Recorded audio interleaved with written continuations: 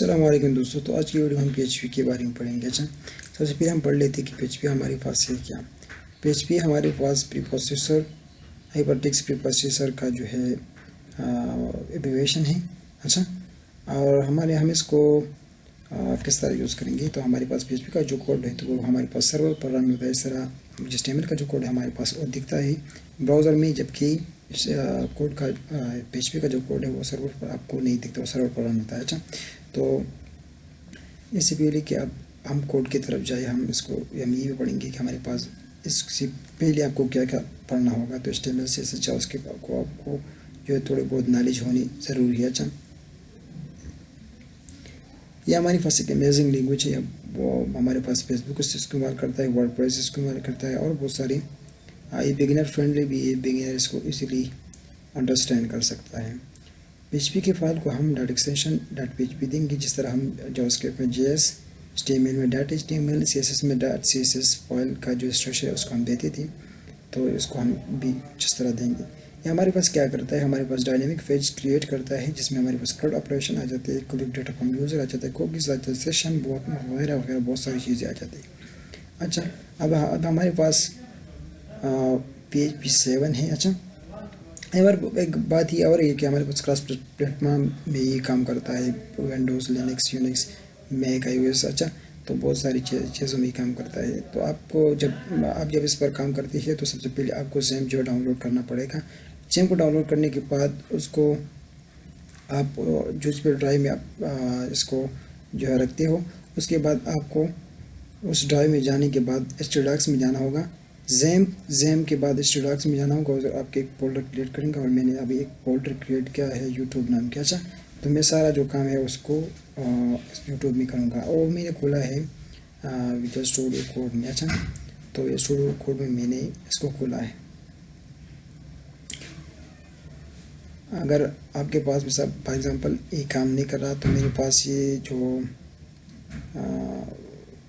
Folder है वो अभी नहीं खुला, तो उसको मैं खोलने के लिए मैं इस तरह करूँगा कि मैं इस पर क्लिक करूँगा ओपन फोल्डर, और उसके बाद में जो मेरा फोल्डर का नाम है, फॉर एग्ज़ाम्पल इधर मेरे फोल्डर का नाम है यूट्यूब। अच्छा, उसको मैं सेलेक्ट कर लूँगा। जितना भी काम करूँगा तो मेरे पास इस फोल्डर में आएगा। अच्छा, इसके बाद हम इसको डाउनलोड कर लेंगे। अच्छा, ये डाउनलोड हो गया। उसके बाद हम क्या करेंगे कि हम PHP के इंस्टॉलमेंट के बारे में, तो xampp को इंस्टॉल करने के साथ साथ आपके साथ PHP भी इंस्टॉल हो जाता है। अच्छा, तो इसके बाद तो ख़त्म हो गया। सिंटैक्स के बारे में आ जाते हैं कि हमारे पास PHP का जो बेसिक सिंटैक्स है वो क्या है। हमारे पास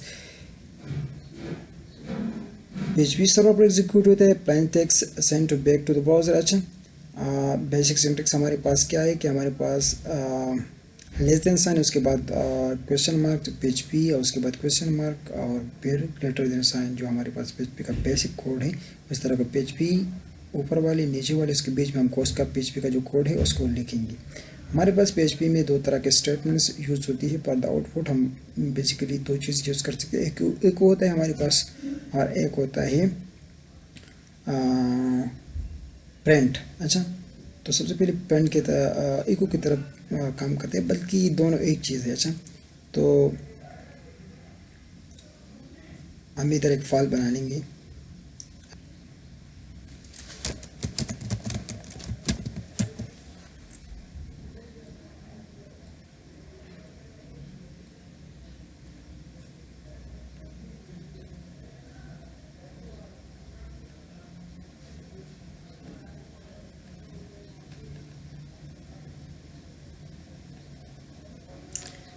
अच्छा, index.php हमारे पास आ गया। इसमें हम क्या करेंगे कि इसमें हम मुख्तलिफ़ किस्म की चीज़ें करेंगे। PHP का सबसे पहले बेसिक सिंटैक्स लेते हैं PHP, और उसके बाद इसको क्लोज करेंगे। अच्छा, और इसके बीच में लिखेंगे हम फॉर एग्ज़ाम्पल इको करना चाहते हैं, आउटपुट को दिखाना चाहते हैं। हमारे पास हो गया कोटेशन में लिखेंगे, क्योंकि हमारे पास स्ट्रिंग है तो हम स्ट्रिंग को कोटेशन में लिखते हैं, हेलो वर्ल्ड, Ctrl+S करते हैं। अच्छा, और ये जो फाइल मैंने लिखा है इस पर राइट क्लिक करके इस तरह भी कर सकते हैं, आप मैनुअली भी लिख सकते हैं, लेकिन ये अच्छी बात है कि आप इसको कॉपी करके इधर पेस्ट कर लेंगे। अच्छा, तो इसको मैं हटा लूँगा, Ctrl+V कर लूँगा, और HTdocs के बाद जो हमारे पास इंक्लूडेड जो चीज़ हमारे पास इसके साथ हम लिखेंगे लोकल होस्ट, क्योंकि चीज़ हमारे पास लोकल होस्ट में हो रही है, लोकल होस्ट। अच्छा, और इंडेक्स डॉट PHP हमारे पास है, तो एंटर करेंगे तो मेरे पास इसका जो आउटपुट है वो आ जाएगा। मेक श्योर कि आपके पास XAMPP जो है वो रनिंग हो और आपके पास अपाची जो है वो स्टार्ट हो। MySQL है वो डेटाबेस के लिए इस्तेमाल होता है, लेकिन अगर आपके पास अपाची स्टार्ट है तो आपके पास काम जो है करेगा। अच्छा, और अगर आप इस तरह करेंगे कि इस पर राइट क्लिक करके इंस्पेक्ट पर क्लिक करेंगे तो आपको कुछ दिखाई नहीं देगा, जिस तरह हमारे पास HTML में दिखाई देता था। अच्छा, तो सिर्फ हेलो वर्ड दिखाई दे रही है, लेकिन PHP का जो हमारे पास सिंटैक्स है, जिस तरह हमारे पास उसका बैकएंड है, तो हमारे पास दिखाई नहीं दे रहा है। HTML दिखाई दे रहा है, लेकिन इसका जो इस PHP का जो कोड है वो दिखाई नहीं दे रहा। अच्छा, तो ये हमारे पास इस तरह होता है।